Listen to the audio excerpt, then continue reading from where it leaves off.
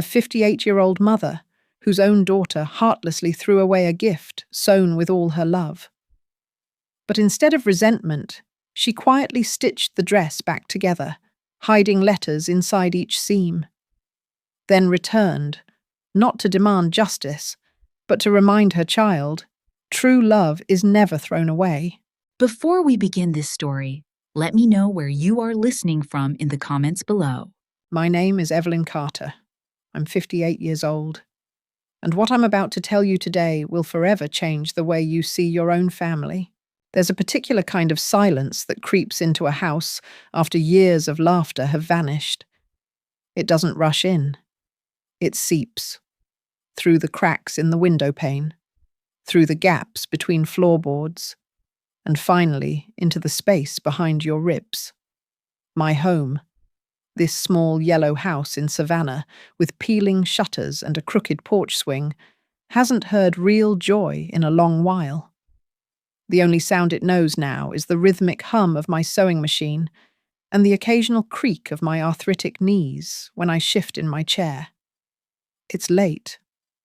The kind of late where the world outside has surrendered to the crickets and the stars.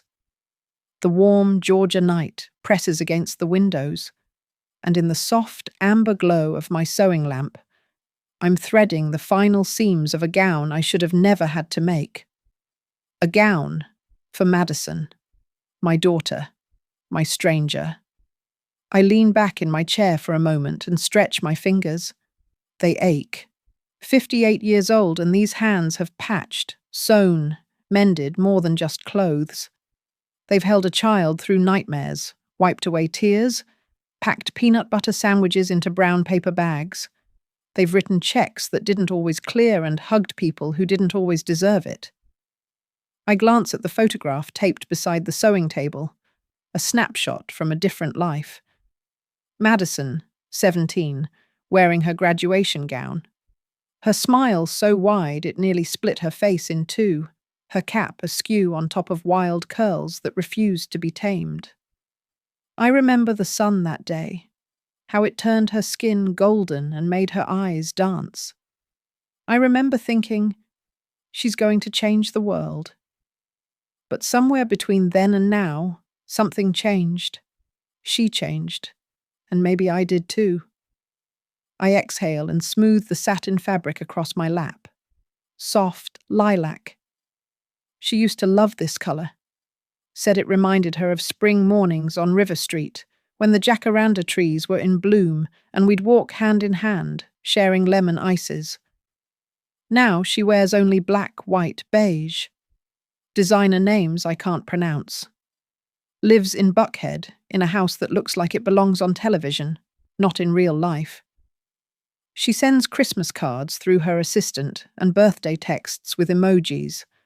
But her voice, her real voice, I haven't heard in months. Still, I made this gown. I didn't ask why she didn't want to buy one. I didn't ask who would walk her down the aisle. I didn't ask who the groom was. None of that seemed to matter as much as the fact that she asked me, even if it was through a short message. Can you make a dress for my rehearsal dinner? Something simple, vintage style, lilac if you can find it?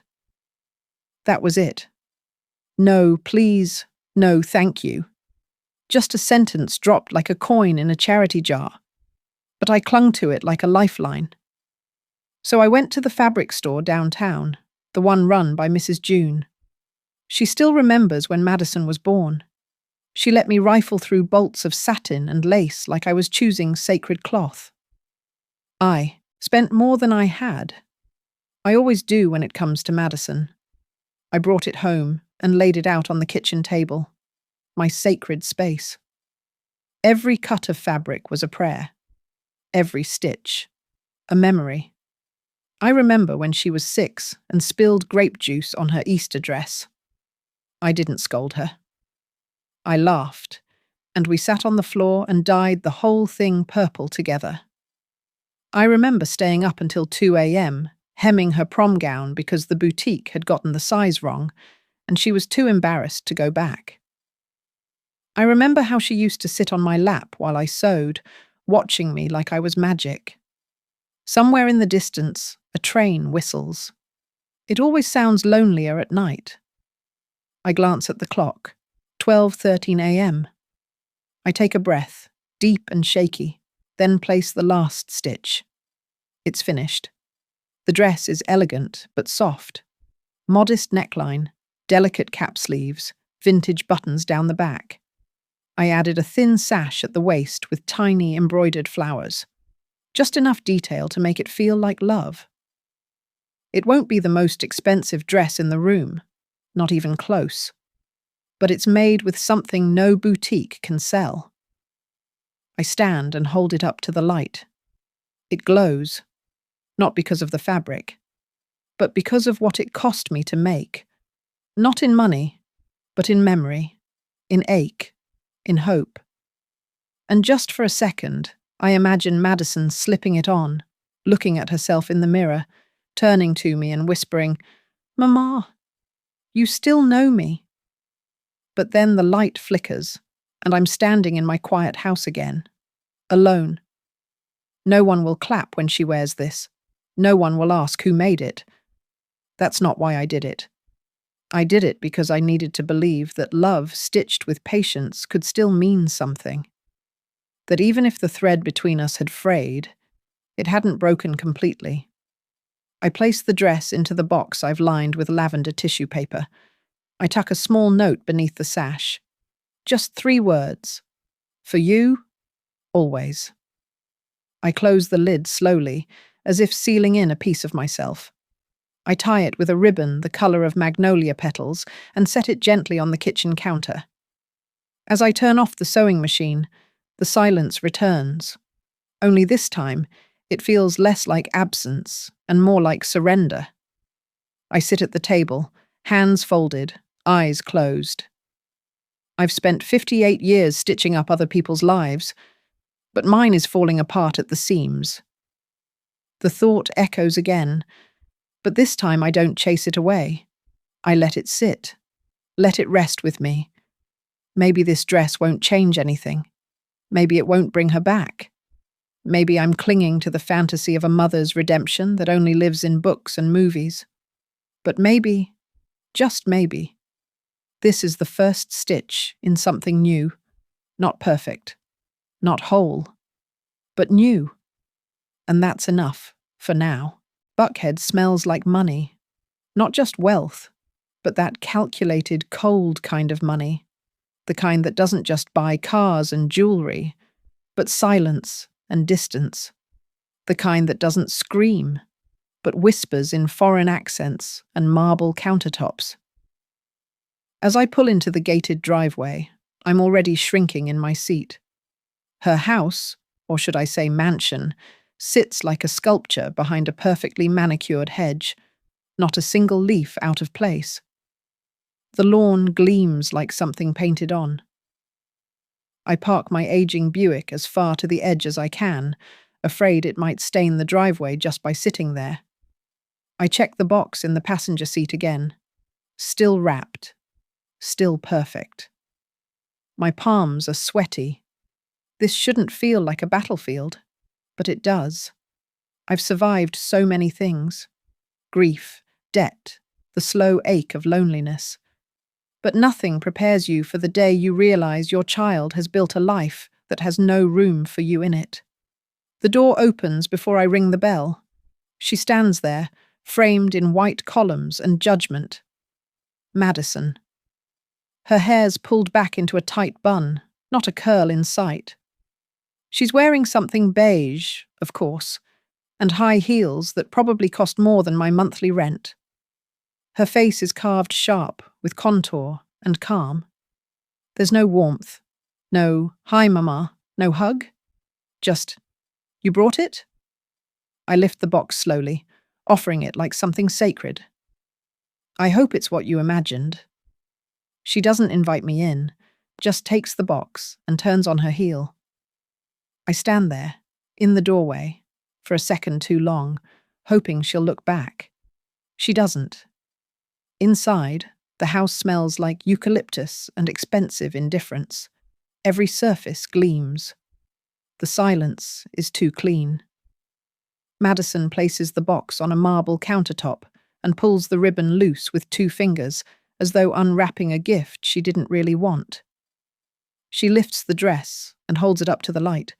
I watch her eyes, searching for anything, a flicker of memory, a softening, something human.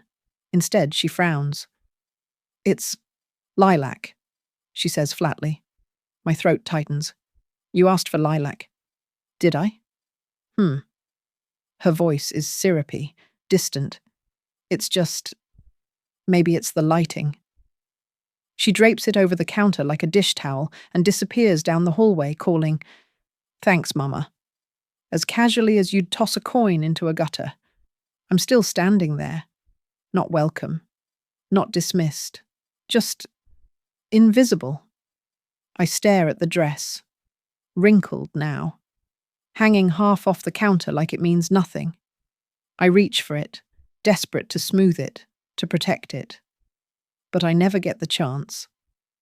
She comes back with a cold, iced coffee in hand, looks at it once more, and shrugs.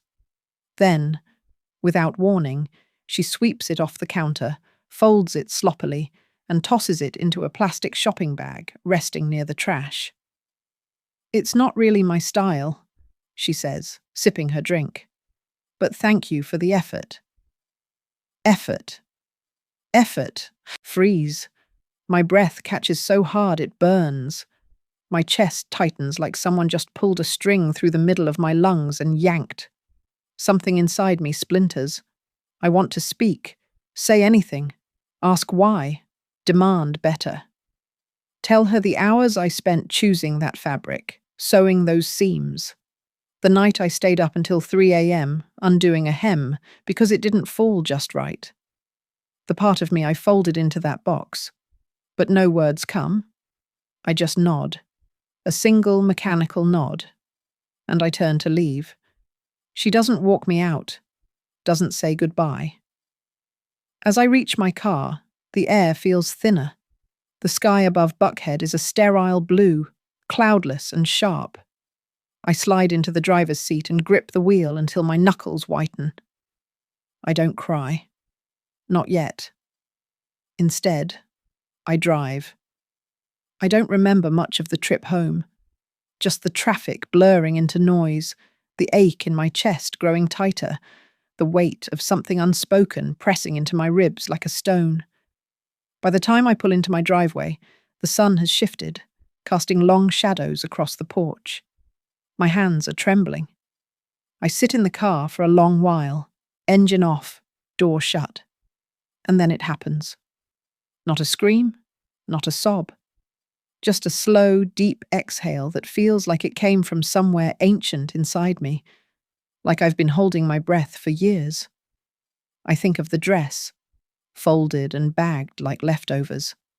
I think of the little note inside the sash, probably tossed out without a second glance. For you, always. Always. What a cruel word. I step into the house, and the familiar scent of lemon oil and thread greets me. My sanctuary. My tiny, flawed world. At least here, things stay where I put them. I sit at the sewing table and run my fingers over the frayed edge of a swatch I didn't use. Madison's voice echoes in my mind, cold and casual. "It's not really my style." That phrase loops in my head, twisting, digging, sharpening. Something a poor woman would wear. I don't know why that thought appears. I don't even remember hearing her say it. But I can hear her friends laughing, the sound of glasses clinking, mockery wrapped in velvet tones. Something in me hardens. I stare at the empty machine. The thread is still strung, ready for something new, or something old. And then, without warning, a thought blooms inside me.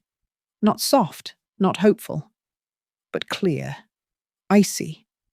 I'm going to take it back. Not because she deserves it, not for an apology that will never come, but because there are things a mother does out of love. Quiet, patient, endless love. And then there are things a woman does because dignity demands it. And this is about dignity. I didn't sleep that night. I lay in bed, flat on my back, staring at the crack on the ceiling I've ignored for years. The fan above me turned slow, blades clicking slightly out of sync, a metronome for a kind of grief that doesn't cry. It waits. I wasn't angry. Not really. Anger is loud. It wants to be seen. What I felt was quiet, dense. It sat inside my chest like wet fabric that wouldn't dry. Somewhere near 3 a.m., I got out of bed and walked barefoot to the kitchen. I didn't turn on the lights. I didn't need to. The house knows me like a lover. Every creak of the floorboards, every groan of the old pipes. This place holds my history better than my own child does. I stood at the sink and stared out the window. Nothing but darkness. Not even the porch light across the street was on. Just me, and the hum of silence, and the ghost of that dress in my mind. I saw it again, the way she tossed it aside, the way her lips curled in mild disdain, like I had offered her a plate of food she used to love but now wouldn't dare touch. Her friends, their laughter, their smooth voices layered in money and mockery. Something a poor woman would wear. That phrase had taken up residence in my head. I hadn't even heard it directly, but I could feel it in the way they looked at the box. At me, like I was a relic. A story they'd heard once but didn't remember the ending to. I returned to the sewing table and turned on the lamp, the same one that lit my hands for nights on end, the same amber glow that once made Madison's baby blankets look golden.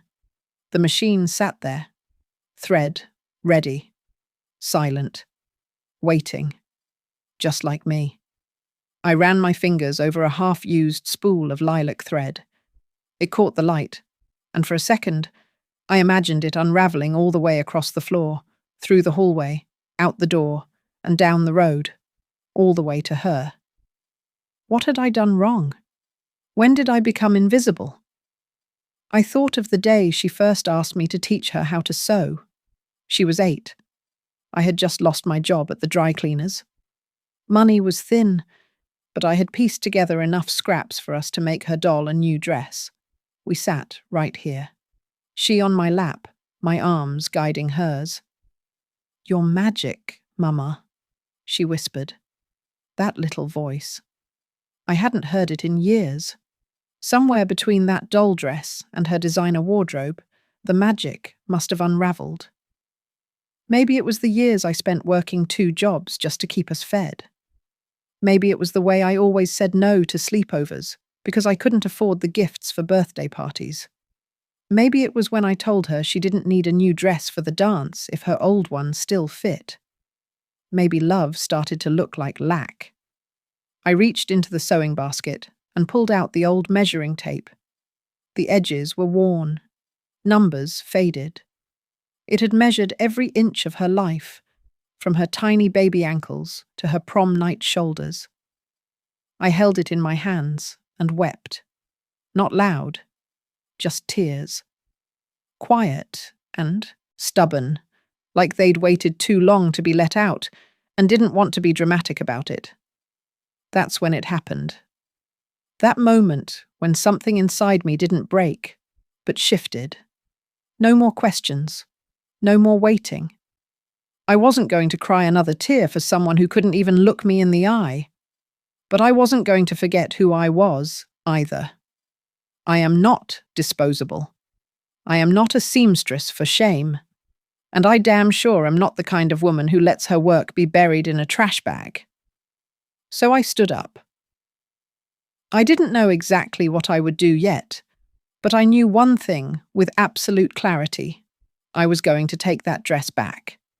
Not for her, not even for me, really, but because I had poured everything I had left into that gown. My memories, my heartbreak, my love, my name. And it deserved to be more than discarded. It deserved to be reclaimed. Morning came like a slow bruise on the sky. I dressed in silence, Black pants, button-down blouse, hair tied back in a scarf. I looked like a woman with a mission, even if I didn't know the full terms yet. As I opened the front door, the air was thick with that early savannah heat, heavy and wet. The kind that clings to your skin and makes you feel older than you are. Mrs. Coleman next door was watering her porch plants, humming some gospel hymn like always. She paused when she saw me. We locked eyes. She looked at the keys in my hand, the firm set of my shoulders, and the emptiness in my expression. She didn't ask. She just tilted her head and said, "Child, whatever you're planning, make it unforgettable." Then she turned back to her plants. That was all the permission I needed. I drove to Buckhead like I was driving towards something final. Not with rage, not even with grief. With purpose. No plan. Just a mother reclaiming the only thing that still belonged to her. I parked half a block away from the mansion, like before. The house was quiet. I stepped around the side gate, unlocked, thank God, and found the back porch where I'd seen the trash bins last time. There it was. A white plastic bag, still sitting there like yesterday's takeout. My heart pounded as I reached in and pulled it out. The dress was still inside, wrinkled, sad, humiliated, but not ruined. And I swear to God, as I held it in my hands, something stirred. Not just memory, not just pain, but power. I took it home and laid it across the table. I wasn't going to fix it, no. I was going to remake it, transform it, elevate it. This wasn't about a rehearsal dinner anymore. This was about something deeper, something ancestral, a kind of dignity passed down through calloused fingers and whispered prayers. But I needed more. I needed lace, real lace, and crystals, not the cheap kind, the good stuff.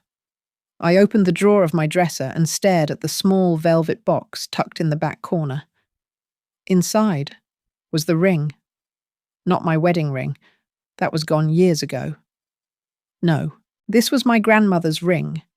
Ruby center, chipped at the edge, but full of memory. She'd given it to me before she passed, said, "Don't sell it unless your soul's on the line." I took one last look, and I sold it that afternoon. At the jewelry consignment downtown, they gave me barely enough. But it was enough. Enough for lace. Enough for truth. When I came home, I didn't cry. I sat at the machine, spread the dress across my lap, and began stitching. But this time, I wasn't just sewing. I was writing a letter. Not with words, but with thread. And inside the lining, where no one would see, I tucked the first note. "You didn't lose me. You just forgot where I was." And I kept going, because I was no longer afraid of the silence. I had become it. I don't believe in revenge. Not the kind that burns and leaves ashes behind. No, the kind I believe in is quieter, slower. It doesn't destroy. It reclaims. It remembers. That's what I was doing now, reclaiming. Not the dress. Not even Madison. But me. The woman I was before all the disappointments. Before I started lowering my voice so she wouldn't flinch. Before I started second-guessing my worth every time I stood beside her. And so I sewed. Not out of bitterness, but with intention, with precision. The gown lay before me on the table like a canvas, wrinkled, abandoned, bruised by carelessness, but still whole, still salvageable, like me. I unpicked every rushed seam she had dismissed, every line that no longer felt true. I replaced buttons with tiny glass pearls I had been saving for a special client. Turns out, that client was me all along. The lace I bought with Grandma's ring now trimmed the neckline. French lace, off-white with tiny blooming patterns. It softened the sharpness of the bodice, like memory softens pain. It was the kind of detail no one notices unless they know how to look. But it was there. And it was real. I worked late into the night, candlelight flickering on the wall. There was something holy about it, like each stitch was part confession, part resurrection. And then, as I folded the lining open, I paused. It needed more than beauty. It needed voice. So I began writing. Not on paper, but on small slips of muslin, soft enough to blend into the dress, strong enough to survive time. Each one a letter, each one sewn into the gown, invisible to the world, but pressed close to the skin of the woman who would wear it. I stitched the first note inside the left sleeve. You were born with your arms reaching for light. Don't let the shadows teach you how to shrink. Another under the sash. I gave you my silence so you could hear your own voice, but I never stopped speaking in thread. And one just above the waist. This dress is made of memory, of you asleep on my chest, of lullabies, of forgotten birthdays, of love that never needed applause. Each letter took more from me than the last, but they gave something too, a sense of ownership, of story, my story, not just hers. The next morning, I stepped out to hang the lining in the sun. It was early. Dew still clung to the porch railing. Across the yard, Mrs. Coleman was trimming her azaleas, humming something soft. She looked up, squinted at the fabric in my hands, and walked over without a word. She didn't ask. She just looked at me for a long moment. Her eyes, wise and sharp, like someone who's seen women come apart and stitch themselves whole again. Then she said, "Child, whatever you're planning, make it unforgettable." There was no judgment, no pity, just a kind of knowing, like she'd once stood where I stood. Maybe still did. I nodded. She didn't need to say more. That afternoon, I went to the attic and found the cedar chest that held our life before things got complicated. Madison's baby clothes, her first crayon drawings, a tiny red dress I had sewn when she was 3. She used to twirl in it until she got dizzy. The hem was torn. I brought it downstairs. That night, I took that little dress and stitched one tiny piece of its fabric into the lining of the new gown, right near the heart. A secret, a tether, something only a mother would know. The gown was almost finished, but it still needed something, one final detail, something no one could buy, no matter how rich they were. So I sat down and wrote one last letter, the one I'd sew into the back of the neckline, close to the nape, where the skin is softest. It read, "The thread that connects us hasn't broken. It's just waiting for you to hold it again." And as I stitched those words in, I didn't cry. Not because it didn't hurt, but because it was the first time in years I had spoken to my daughter honestly. And I wasn't done yet. I wrapped the dress in fresh tissue, pale ivory this time, not lavender. I laid it into a new box, no ribbon, just simple twine. Then I did something I hadn't done in years. I prayed. Not for her to love me, not for her to say thank you, but for her to hear me. Even if she never read the notes, even if she never knew how much it cost me to write them, even if she never said a word. I prayed that somewhere, beneath all the expensive silence, a flicker of the old Madison still remembered how to feel, how to forgive, how to come home. That night, I dreamed of her, not the woman from Buckhead, but the girl who used to dance barefoot in the hallway, who once asked me if love was something you could keep in a jar. I had told her, "No, baby, you don't keep love. You carry it." And I still was, even now. Especially now. The first thing that hit me was the scent. Not flowers, not perfume, money. that crisp, sterile, too perfect scent of polished wealth. I stood at the edge of the riverside grand hall, gripping the strap of my handbag so tight my fingers ached. The doorman had looked me up and down like I'd wandered into the wrong world. I had to spell Madison's full name, twice, before he let me through with a nod that said, "Don't make me regret this." Inside, the air was cold. Not from the AC, but from the kind of people who know they can afford to never be warm.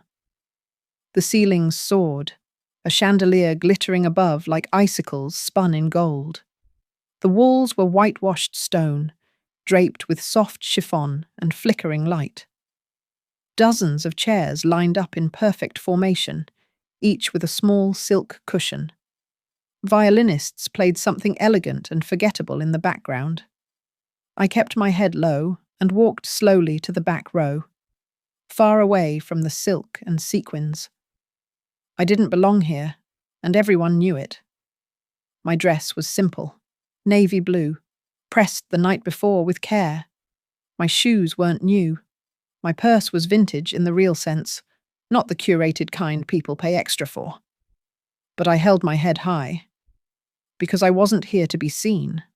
I was here to see how far my daughter had drifted, to see what kind of world she was marrying into, and maybe, to be seen by her, even if just for a second. I spotted Madison before she spotted me. She stood near the front, laughing with two women in matching pastel gowns. Her makeup was flawless, her smile rehearsed. The dress she wore was not mine. It was bone white, sleek, too tight at the waist, the kind you rent for one night and return like a lie. Not a single trace of lilac, not a single stitch of lace, not mine. I told myself I shouldn't be surprised. I told myself this wasn't the real event, just a gathering, some kind of cocktail welcome. Maybe she'd saved my dress for something quieter. Maybe. The music swelled, and I sank lower in my seat. Across the aisle, waiters in black served champagne flutes to women who had never walked to the bus stop holding a child's hand. Men who shook hands like they were exchanging stock tips. No one looked at me. No one asked if I wanted a drink. It was like I wasn't even there. Except one. A woman with silver hair, sharp cheekbones, and a necklace that could pay my rent for a year turned to look at me. Slowly, deliberately. Her eyes were hard, calculating. I didn't need an introduction. Margaret Ellington, the mother of the groom, and the woman whose name, even when whispered through walls, made people lower their voices. She looked at me the way some people look at a smudge on a glass. Unwanted, inconvenient, beneath comment. I straightened in my seat. She didn't speak, just offered a faint nod, like someone acknowledging a shadow they hoped would pass quickly. And then she turned away. I sat in silence. For the next hour, the sound of laughter and champagne glasses clinking blending into a dull hum around me. I couldn't taste the air. It was too thin here. All form, no substance.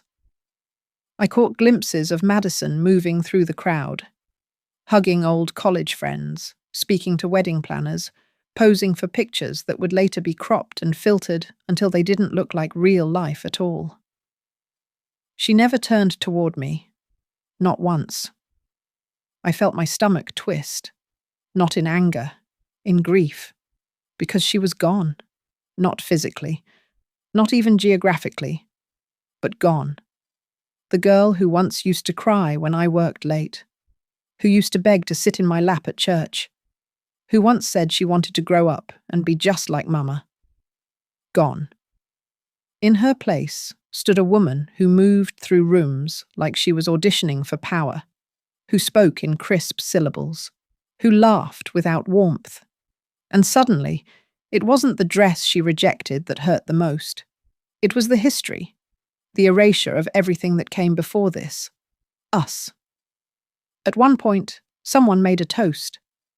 I didn't catch the words, too far away.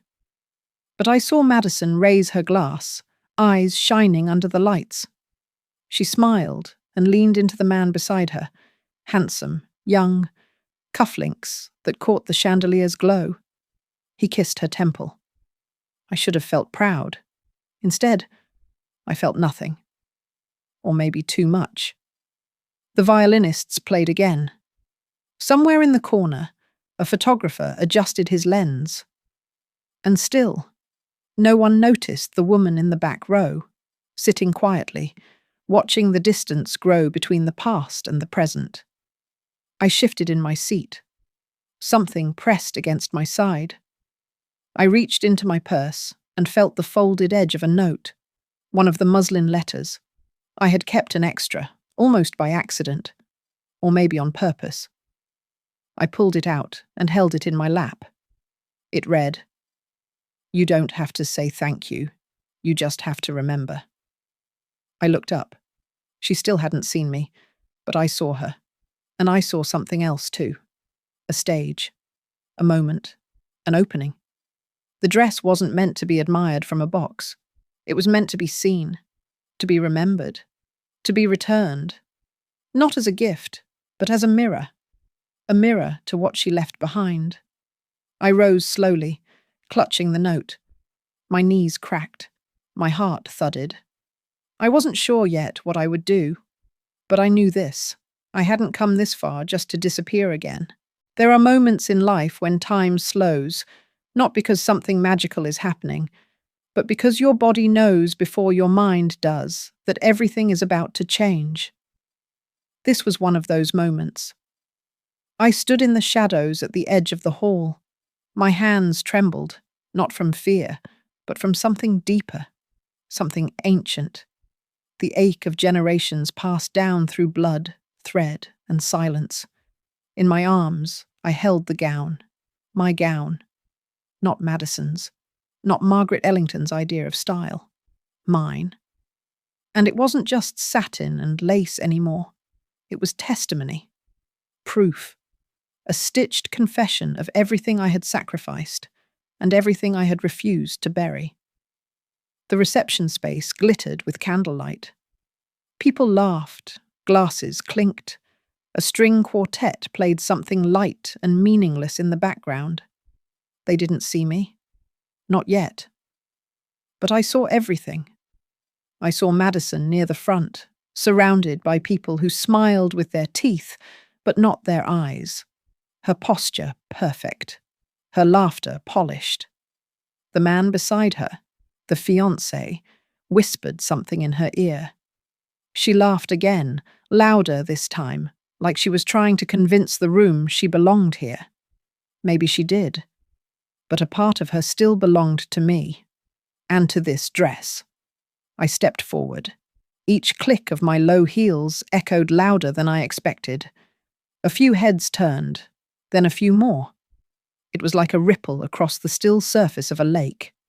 And then, Madison turned. Her eyes locked on mine. Confusion first, then surprise, then something else, something sharp. She opened her mouth slightly, but no sound came out. I didn't stop walking. I moved straight down the aisle between tables, past crystal goblets and eyes too stunned to blink. The gown, now unfolded, hung over my arms like a flag. And suddenly, I was no longer Evelyn the seamstress, no longer Evelyn the widow, no longer Evelyn the woman in the back row. I was a mother. I was memory. I was the needle that held the seam of this family together. I stopped just a few feet from her. She didn't move. The music had stopped. The room was silent, except for the hum of the overhead lights and the low breath of collective discomfort. I looked at her, my daughter. And then, I said it. Not loud, but loud enough. This is my story, not hers, not Margaret's. And I will not apologize for the thread that raised you. Gasps scattered like broken glass. Madison's face flushed, not with rage, but recognition. The dress shimmered in the warm light, lilac satin, soft lace neckline, pearls glinting like memories. But it was more than beautiful now. It was radiant, alive, transformed. Madison reached forward. Her fingers brushed the lace, and then she staggered back. For a split second, she looked like a child again. Not the poised woman in designer heels, but the little girl who once begged me to sew her a butterfly costume from kitchen towels. Her knees buckled. "Someone!" shouted, and Madison collapsed to the floor. Panic followed. People rushed forward. A man called her name. Margaret barked orders. The quartet stood frozen, bows in midair. But I didn't move. I stood still, gown in hand, heart steady. Because I knew, deep down, this wasn't just a fainting spell. This was her reckoning. Her body couldn't carry the weight of what her soul had locked away. The beauty of the dress, the truth sewn into every invisible fold, was too much to bear alongside the ugliness of what she'd done. The rejection, the erasure, the abandonment. And still, I didn't hate her. Not even now. Minutes passed. She came to slowly, blinking up at the circle of worried faces. Margaret knelt beside her, fanning her with a brochure. The fiancé hovered behind her, unsure whether to touch or speak. But Madison's eyes found mine. And this time, they didn't look away. She sat up. Everyone else was talking, but she wasn't listening. Her gaze locked onto the gown still hanging over my arms. What is that?" she whispered. I didn't speak. I just stepped forward and held it out to her. She reached for it, hesitant, trembling, and ran her fingers across the neckline, the lace, the buttons. Then she paused. She looked at the inside of the sash and gasped. "What is this?" She turned the fabric over again. Another note. Her eyes widened. "Did you write these?" I nodded. "For you," I said softly. "Always for you." She looked down again, holding the dress like it might fall apart. Her breath caught. And then she folded it gently, held it close to her chest, and closed her eyes. No more cameras clicked. No more music played. The reception continued without us. But something had shifted. This wasn't just about a dress anymore. It was about the thread beneath it. The story beneath the silence. The mother beneath the woman. And as Madison stood, still shaky, still silent, I knew. This was not the end. This was the beginning of the unraveling. And if she let it, the beginning of the restitching too. She didn't speak right away. Even as they helped her into a quieter room, even as the last notes of the string quartet resumed in the background, Madison held the gown like it was something sacred, like it might vanish if she let go. I followed behind her, slowly, my heart pounding in my ears. They guided her into a lounge just off the main hall, a room draped in velvet curtains and old oil paintings of strangers who never knew struggle. Margaret hovered nearby, her lips drawn tight, her heels clicking across the hardwood with every anxious step. The fiancé, Andrew, I remembered now, lingered uncertainly at the doorway.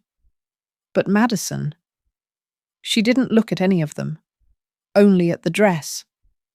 When they all turned away for a moment, Margaret demanding a glass of water, Andrew mumbling about finding the planner, Madison reached inside the neckline again.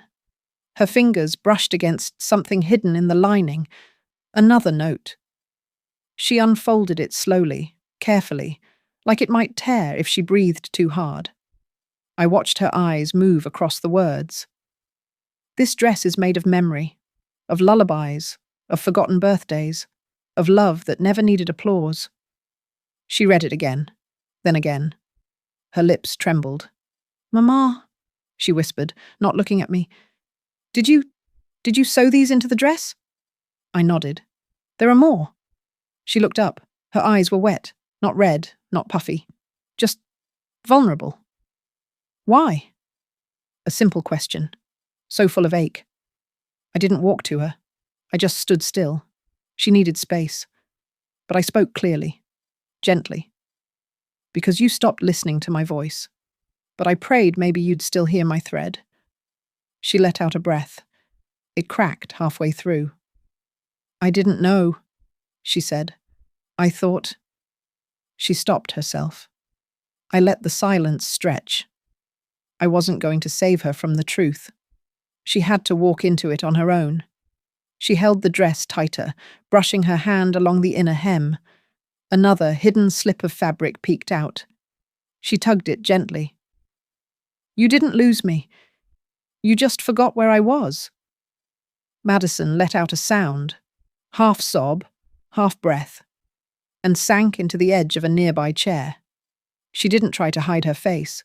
She just sat there, reading, rereading, clutching the words like oxygen. And then the door opened. Margaret. Her heels struck the wood like punctuation. She looked from Madison to me, then back to Madison again. What's going on? She demanded. Is this some kind of stunt? Before I could say a word, Madison stood. She faced her future mother-in-law head-on. But her tone wasn't sharp. It was steady. This is my mother, she said, voice hoarse but strong. And this is the dress I threw away. Margaret's eyes narrowed. What on earth are you talking about? Madison stepped forward. I asked her to make something for the rehearsal dinner. I never wore it. I didn't even try it on. I tossed it in the trash without opening the box. She held up the dress. And inside, she left me letters. Margaret scoffed. Letters? Madison, darling, I don't think… No, Madison interrupted, her voice louder now. You don't think? You dismiss, just like I did. Margaret blinked. She wrote things I forgot. Things I didn't want to remember. Things I buried under all this. She gestured to the room, the gown she wore, the glitter and glass. But she never stopped loving me. Not once. Margaret looked to me now, her gaze hard, searching. I didn't flinch. I didn't come to shame her, I said quietly. I came to return what she threw away. Silence, thick, heavy. And then Madison said something I never thought I'd hear. Can I see the rest? I blinked. The letters? She nodded. I walked over slowly and laid the dress gently across her arms. She lifted the lining, her fingers seeking more messages hidden inside the folds. She found one near the hip seam, another near the wrist hem. Each time she'd stop and read, out loud. You were born with your arms reaching for light. Don't let the shadows teach you how to shrink. Her voice cracked on the last word. Another slip of muslin, near the lower hem. I gave you my silence so you could hear your own voice, but I never stopped speaking in thread. She clutched the dress to her chest, eyes closed. I stood still. The air between us trembled. Then, suddenly, she moved. She dropped to her knees, not for drama, not for show, but because her legs simply gave out. And as she folded herself around the dress, curling into it like a child again, I saw the thing I hadn't seen in over a decade, my daughter. Not the curated adult, not the icy professional, but Madison, my baby. She looked up at me through tears, voice trembling. I didn't know how to come back. I stepped closer, gently kneeling beside her. You don't come back, I whispered. You reach forward. And I reach too. We stayed there, the two of us, in a velvet-draped room built for people who'd never held a needle in their life.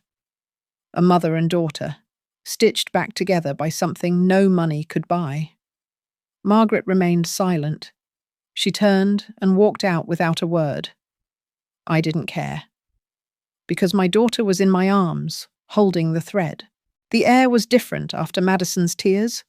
Heavier, yes, but also cleaner. Like something had been cleared. Like an invisible curtain between us had been pulled back. And now we were finally breathing the same air again. She clutched the gown like a lifeline. I sat beside her on the velvet bench, my hand resting softly on her back, feeling her breath rise and fall beneath my fingers. Not in rhythm yet, but trying. Then came the voice I didn't expect, from the doorway. Cool, steady, too calm for the chaos she'd just walked out of. "Evelyn, may I speak with you? Alone?" Margaret Ellington, her posture straight as ever, not a strand of silver hair out of place. But her tone, it wasn't sharp anymore. It was brittle. Madison looked up, startled. "Is something wrong?" "Just a moment," Margaret said, eyes still fixed on me. I hesitated, but then I nodded. "It's okay," I told Madison softly. "Give me a moment." She watched me with worry, then stepped out, closing the door behind her. Now it was just the two of us.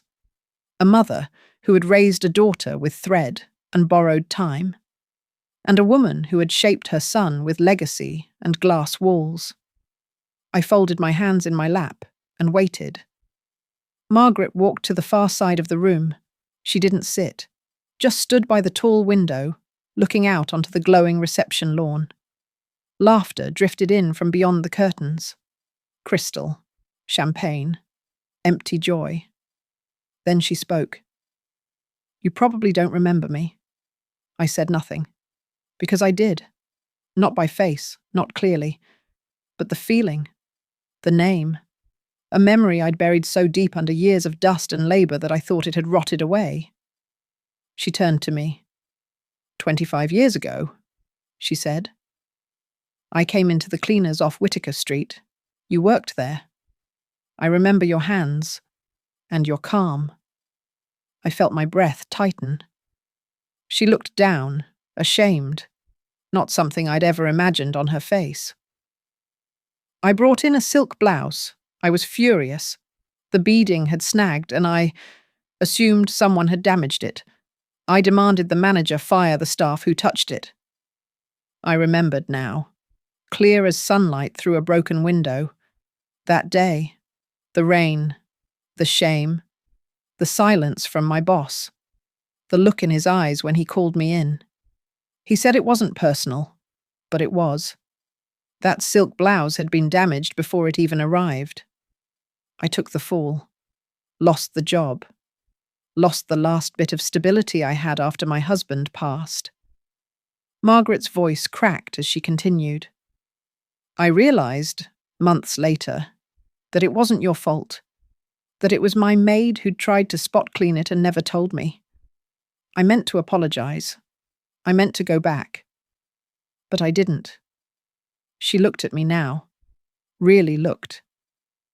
And then, years later, my son brings home your daughter, and I saw your face again, and I told myself you wouldn't remember. I held her gaze. I didn't forget, I said gently. But I buried it. The way women like us learn to bury things so we can keep moving. She winced. I stood slowly, walked toward her, not close enough to touch, but enough for her to hear me clearly.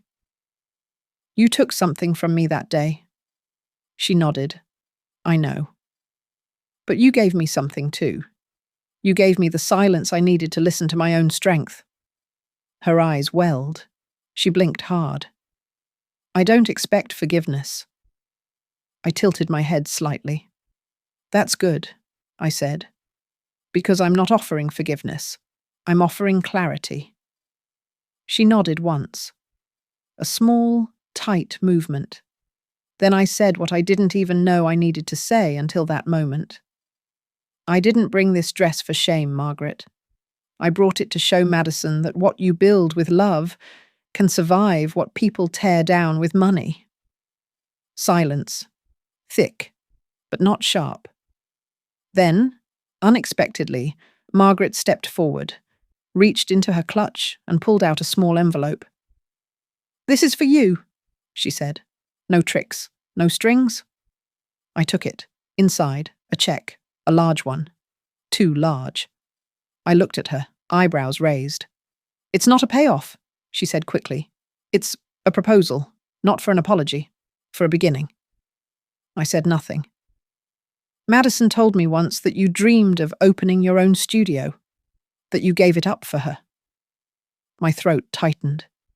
I can't undo what I did, but maybe I can invest in what you still haven't finished building. She looked sincere. It startled me more than the check. Then she turned to leave. At the door, she paused. You taught your daughter something none of us could, not with tutors or trust funds. What's that? I asked quietly. How to come home. And then she was gone. I stood there, check in hand, heart pounding. This wasn't just karma. This was a test, not of character, of choice. I could refuse, hold on to the past, let pride be louder than purpose. But I didn't survive this long to win. I survived to build, to reclaim, to rethread. Outside, the night was cooler. Madison sat on the steps, dress folded neatly on her lap. She looked up as I approached. Are you okay? She asked. I am now, I said. She glanced at the envelope in my hand. What's that?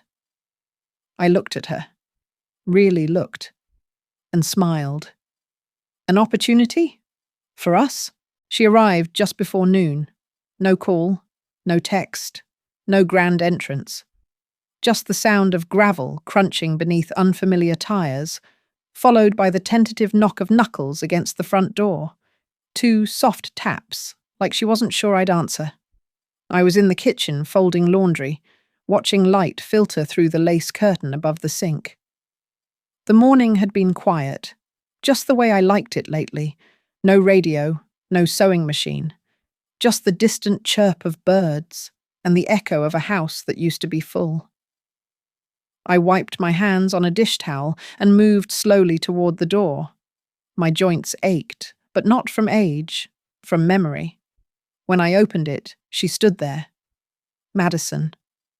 Hair pulled back in a loose bun, no makeup, wearing jeans and a simple sweater. Not a trace of buckhead on her. Her eyes were puffy, but open, honest. In her arms she held the gown, folded, pressed, reverent. Hi, Mama, she said. I didn't answer right away, just opened the door a little wider and stepped aside. She walked in like she was stepping into something sacred. And maybe she was. This house, our house, had seen every chapter of our story. Her first steps, my first breakdown, birthdays with dollar store candles, fights we never resolved, hugs we gave too late. The walls here held it all. We sat in the living room. The gown rested between us on the coffee table like a sleeping memory. Neither of us spoke, until she reached into her tote bag and pulled out something small, wrapped in a faded tissue. She unfolded it carefully. A tiny red cotton dress. Faded, wrinkled, the hem torn, one shoulder ripped. I gasped. You kept it? She nodded. Found it in the cedar chest upstairs. I'd forgotten how small I was. I chuckled. You used to call it your run like the wind dress. She smiled, a real one. Because I beat Darren Cook in it, 3rd grade. And then tripped on the church steps an hour later. We laughed together. The sound was fragile, but real. Then she looked down at the dress and ran her fingers along the seam. I want to fix it, she said. With you. Something broke loose in my chest. A knot that had been tied for years suddenly loosened. You don't have to, I said quietly. I want to. She reached for the old sewing kit that sat by my chair, untouched for weeks. Dust clung to the corners of the lid. She popped it open gently, like she knew it wasn't just thread inside, but history. I watched her fumble with the needle. Thread slipped through her fingers twice before she caught it. Can you show me the first stitch again? I moved closer and took her hand in mine. Her palm was cold. Together we pressed the needle through the faded red cotton. The thread caught. Crooked. Uneven. But it held. That's the first stitch I've ever done, she said. I smiled gently. No, baby. That's just the first one you remember. We didn't say much after that. Just stitched. Side by side. Like nothing had ever come between us. As the afternoon sun warmed the porch, Madison stepped outside to take a phone call. I stayed inside, holding the little dress in my lap, running my thumb along the new stitches. They weren't perfect, but they were ours, and that made them sacred. She returned a few minutes later, holding a cream envelope. Margaret wants to help you open your studio, she said, handing it to me. Inside, a formal business proposal, financing, terms, a location downtown already reserved. Margaret Ellington's name printed neatly across the bottom. I stared at the numbers, at the offer, at the signature of a woman who once saw me as disposable. She says it's not charity, Madison added softly. It's an investment in the kind of work she'll never understand. I didn't speak. I walked over to my old sketchbooks on the shelf, fingers trembling as I opened the cracked leather binder. Dozens of pages, designs I'd drawn by candlelight after long shifts, before bills were paid, dreams I had folded away. I turned back to Madison. Tell her I'll accept. She smiled. Relief and something else. Pride. But it won't be called Hope Stitch, I added. She paused. Then what? I opened the drawer of the sewing table, pulled out a spool of red thread, faded but strong. I'd kept it since the day I stitched her first birthday dress. I held it between us. It'll be called the Red Thread Studio. Madison blinked. Why red? I looked at her, eyes steady. Because in Chinese folklore, red thread means an invisible cord that connects those who are meant to meet or never lose each other. It can tangle, stretch, but it never breaks. She nodded slowly, tears glinting in the corners of her eyes. That what connects us never truly breaks, I said. It just waits for someone to pick up the needle again. That evening, we found a hanger and placed the little red dress next to the lavender gown on the wall. 2 dresses, 2 lifetimes, 1 thread. We ate leftovers at the kitchen table. She helped me wash dishes. Told me she didn't want the studio to just be for weddings. She wanted it to be a place for mothers and daughters, for women who had stories in their stitches. That night, we didn't say good night like we used to. Stiff, distant, mechanical. We hugged. And when I went to bed, I didn't toss or turn. I didn't dream of unraveling hems or broken buttons. I just dreamed of fabric falling soft between fingers, of laughter, of light, of a daughter's breath steady beside mine. For the first time in years, I slept through the night, and when I woke up, the thread was still there, not just in the drawer, but in the air, in my chest, in us. 1 year later, the Red Thread Studio opened its doors. Not with ribbon-cutting ceremonies or champagne flutes, no press, no influencer hashtags. Just a handwritten sign taped inside the window. Open. Come in. Stitch something that matters. The storefront sat quietly on East Jones Street, tucked between a used bookstore and a bakery that smelled like cinnamon nostalgia, the kind of place you might miss if you blinked.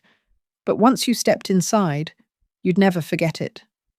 The first thing people noticed was the warmth, not just from the old radiators or the sun pooling through the tall front windows, but the way the place felt like it had always been waiting for them. Soft music played from a record player in the corner. A faint trace of lavender oil lingered in the air. Rolls of fabric lined one wall.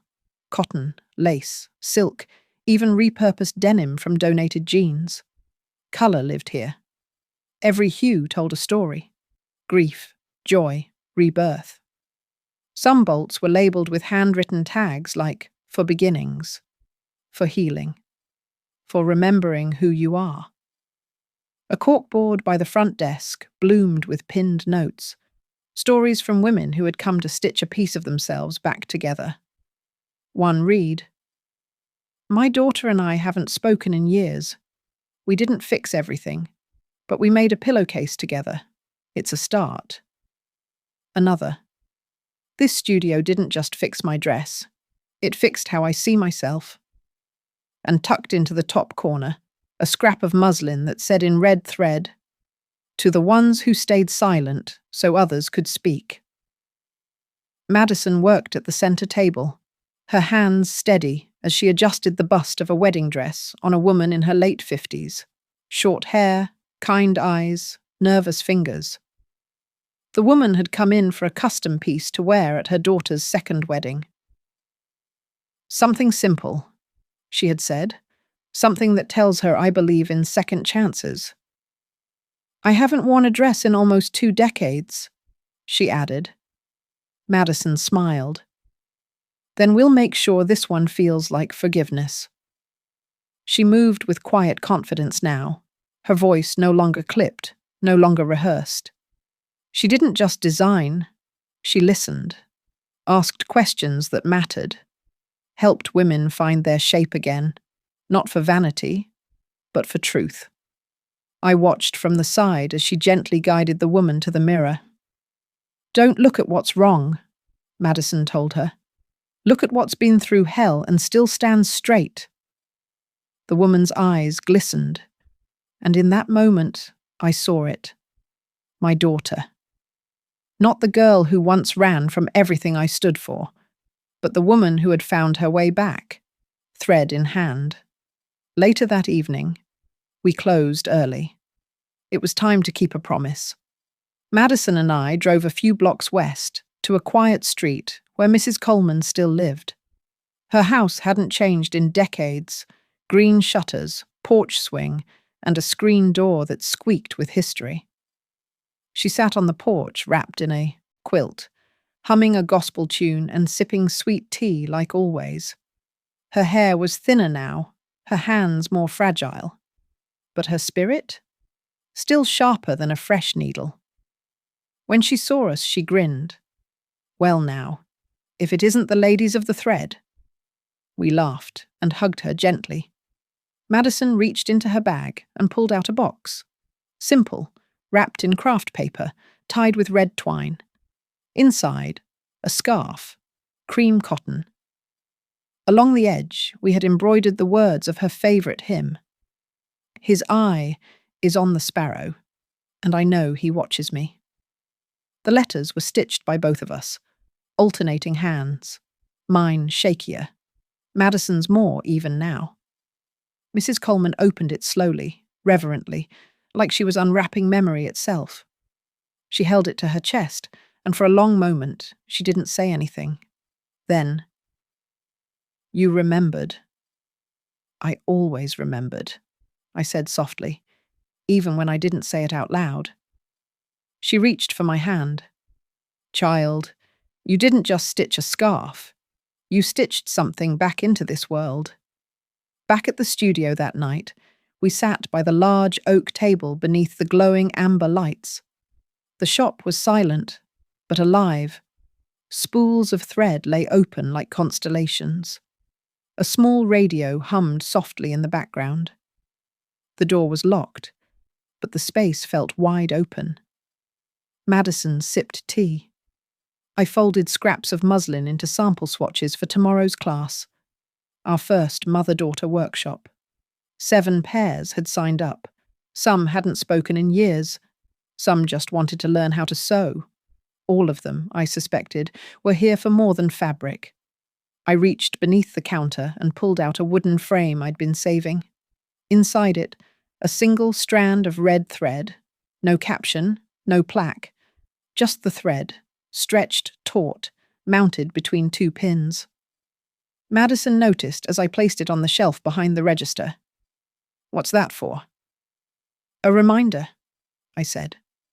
She smiled, but asked anyway. "Of what?" I looked at her, really looked, and saw the weight she carried, the light she now held, and the space we'd finally created between us where pain had once lived. "That some threads aren't meant to be cut," I said, "even when you think you've lost the spool." She was quiet for a long moment, then leaned her head against my shoulder. "I never thought we'd make it back here," she whispered. "Neither did I. But I'm glad we did. So am I." And we sat like that, not speaking. Because sometimes the quiet says everything. I used to think the thread was about holding on, to her, to the past, to who I thought I had to be. But threads are meant to move, to be pulled and passed and carried. I thought stitching was how I kept us together. But Madison showed me. Sometimes you have to let go of the needle, to realize you were the thread all along. The bell over the door rings as a new pair enters. A mother and teenage daughter, awkward, hesitant. She, girl, wears a hoodie and doesn't make eye contact. The mother clutches her purse like armor. Madison walks up, smiling. "Welcome to the red thread," she says. "First time sewing?" The mother nods. "First time doing something together," the girl mumbles. Madison gently leads them toward the table. I glance up from the back room and watch as the girl notices the thread in the frame. She leans in, reading a small handwritten card we placed beneath it just last week. What connects us is not always seen, but it's always there, in the seams, in the silences, in the stitches we choose to make, together. The girl looks at her mother and whispers, "Maybe this'll be good." There are forms of revenge that need no accusations, no screaming, no inflicting pain on anyone. All they need is a dress stitched back together by trembling hands, a single red thread still intact after all those years, and a mother walking calmly into a high society banquet, not to reclaim her child, but to remind her, "I never left." Not everything that gets thrown away is trash. Some things, once found again, can save an entire life. Is there something you once discarded and later wished you'd kept? Is there someone you quietly let go of, whom you now miss more than ever? Share your own story of mending what once snapped. Not to complain, but to remind each other, if the thread is still there, we can still begin again.